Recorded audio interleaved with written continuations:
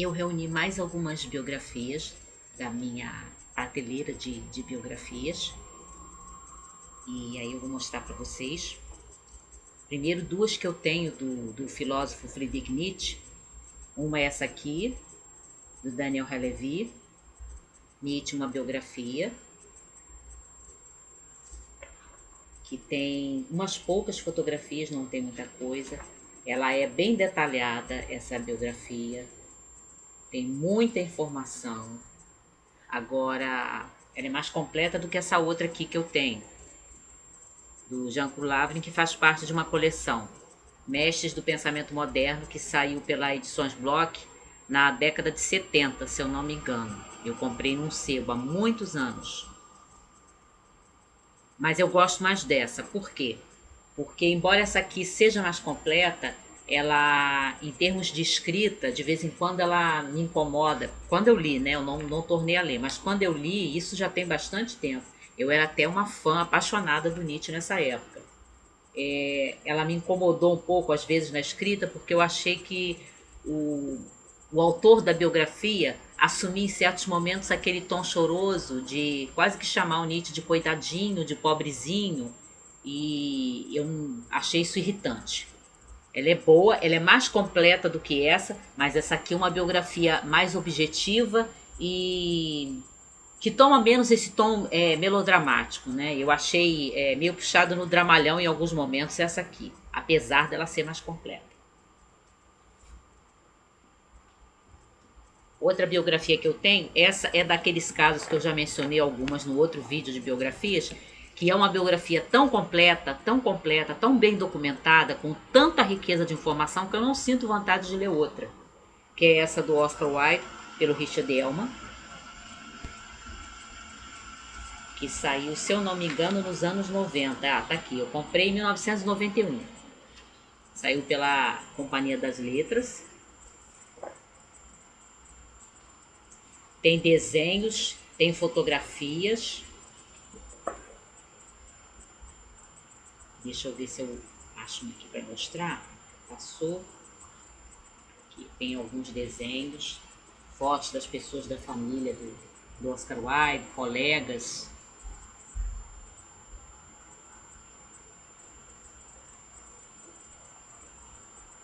Aqui é uma água forte do Wilde com provavelmente o filho dele. Esse aqui. E tem outros também que eu me lembro que eu andei vendo. Tem muita caricatura, porque era bastante comum na época que o Wilde viveu, né? As caricaturas aí tem retratos de amigos dele. Aqui o Robert Rechard, o Frank Harris, que era um companheiro do Wilde. E aqui algumas caricaturas. E é ótima, é assim muito completa, muito bem documentada. Depois de ler essa biografia, eu me senti assim satisfeita das minhas curiosidades, né, do meu interesse pela vida do Oscar Wilde. Eu acho até que em alguns momentos, especialmente nos primeiros capítulos, quando ele está cobrindo a infância e a adolescência, os primeiros anos do Wilde como estudante, eu acho até que em alguns momentos o Elman exagera. Ele dá assim uma minúcia de detalhes, quase que de cada rabisco que o Aida havia feito, que eu me lembro que eu fiquei com um pouco dessa impressão, assim, de às vezes ser um pouco cansativa. Mas em termos de você ler um material, uma biografia de alguém e sentir que você leu o máximo, né? Que você leu uma obra muito detalhada, muito informada, ela realmente desce. Aí eu separei algumas biografias que eu tenho de poetas que eu gosto. Eu não gosto de muitos poetas, porque eu não sou muito chegada à poesia, mas esses aqui eu gosto e eu tenho biografia de alguns. Minhas biografias do Dante, essa aqui pelo Hilário Franco Júnior, que é um historiador brasileiro. Se eu não estou enganada, ele é especialista em história medieval, e aí ele escreveu essa pequena biografia, pequenininha, mas é boa.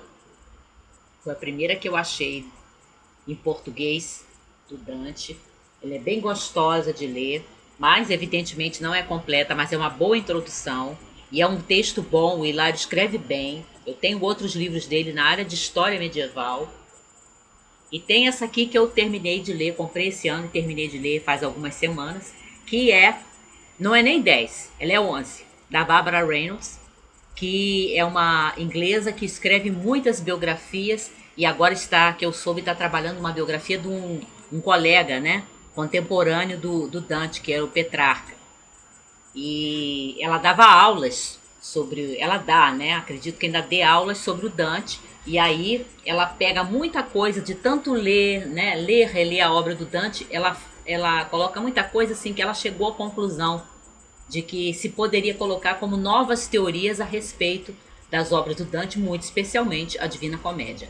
Mas duas coisas que eu quero destacar. Primeiro, que a Barbara Reynolds não negligencia as outras obras do Dante. Ela não negligencia a Vida Nova, que é o livro de poesia que ele escreveu na juventude, nem o Monarquia, nem Convívio, né, que foi traduzido como Banquete, que eu tenho, que é uma obra dele muito interessante, que ele deixou inacabada. E aí ela me conta, eu fiquei sabendo lendo esse livro, que a Divina Comédia acabou sendo, em forma de poesia, aquilo que o Dante tinha planejado fazer em Banquete. E então ela não negligencia as outras obras, embora ela vá se demorar evidentemente sobre a obra-prima dele, a Divina Comédia. Ela fala com detalhes e fala assim de uma forma bem interessante, bem informada sobre as outras obras, as outras coisas que o Dante escreveu. Uma outra coisa que eu queria destacar, ela de fato no prefácio ela disse que vai trazer alguns insights novos, algumas coisas que ela chegou à conclusão que seriam explicações para passagens obscuras do poema, né? Vários trechos da Divina Comédia que até hoje são alvo de discussão, e aí ela traz de fato ao livro.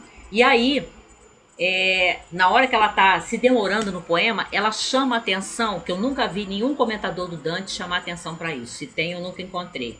Ela chama atenção para a maneira como o Dante tinha senso de ritmo no seu poema, de ritmo narrativo. Claro, ritmo de poesia o poeta evidentemente tem que ter, mas ritmo narrativo, porque a Divina Comédia é um poema épico, ou seja, é um poema narrativo, ele está contando uma história.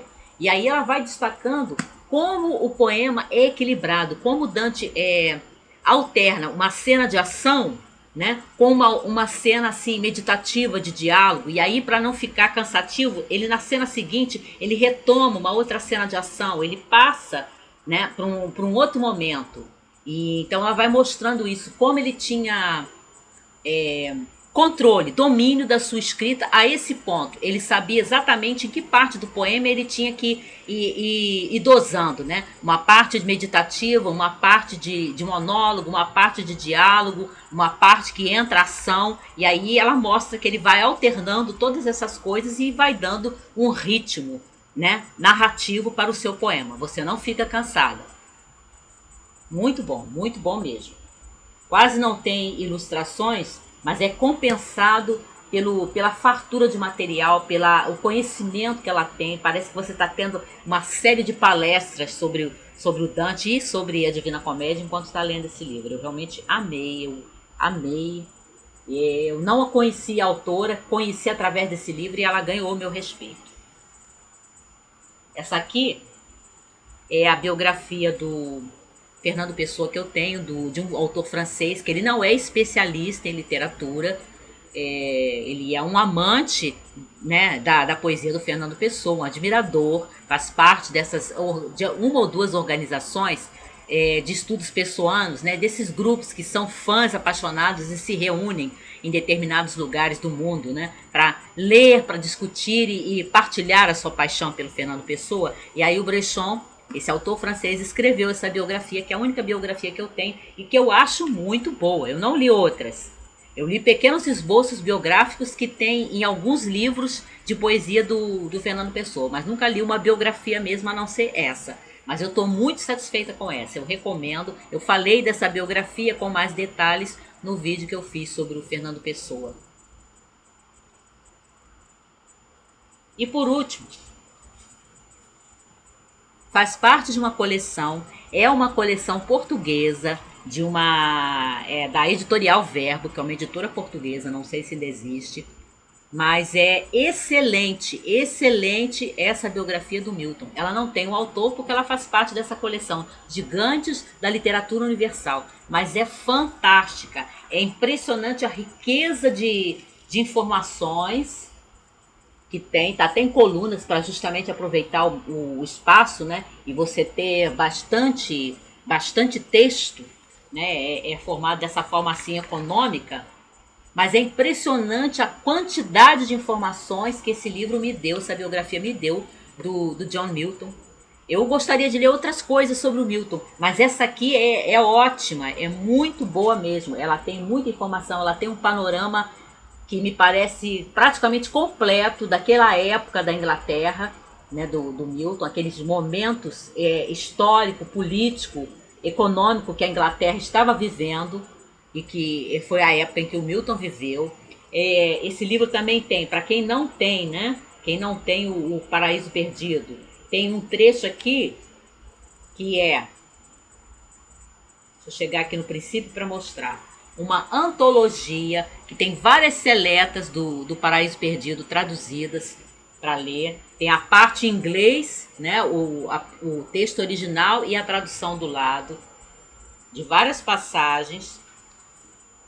Tem uma parte aqui com ilustrações que são os desenhos.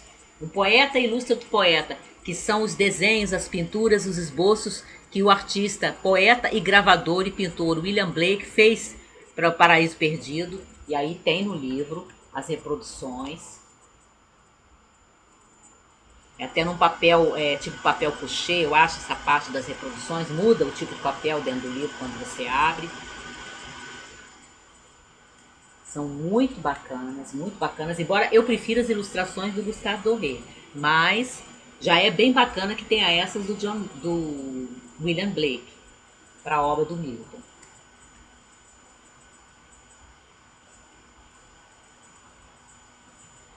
E quando chega no final, depois de passar pela vida, mostrar a antologia, mostrar as ilustrações, aí tem uma parte de análise que a obra, né, que é uma biografia, como eu falei, sem autor, faz parte de uma coleção, ela faz um levantamento da crítica, Milton e a crítica, né? Um levantamento de como o Milton e a sua obra foram analisados, enxergados através dos séculos, né? Desde o século XVII até a primeira metade do século XX.